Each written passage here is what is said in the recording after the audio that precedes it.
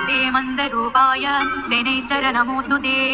प्रसादं कुरु मे देव परार्थोह उपागतः प्रसादं कुरु देवेश दीनस्य प्रणतस्य च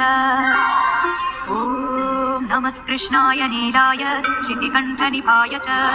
नमः कालाग्निरूपाय कृतान्ताय च वै नमः नमो निर्मांसदेहाय दीर्घश्मश्रुजटाय च नमो विशालनेत्राय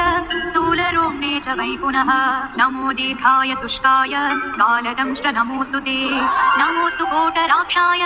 दुर्निरीक्षाय वै नमः नमो नीलमधुकाय नीलोत्पलनिभाय च नमो घोराय रौद्राय भीषणाय कराळिने नमस्ते सर्वभक्षाय बलीमुख नमोऽस्तु ते सूर्यपुत्र नमस्तेस्तु भास्कराभयदाय च अधो दृष्टे नमस्तेस्तु संवत्तक नमोऽस्तु ते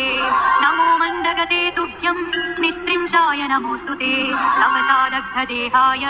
नित्यं योगरताय च नमो नित्यं क्षुधाताय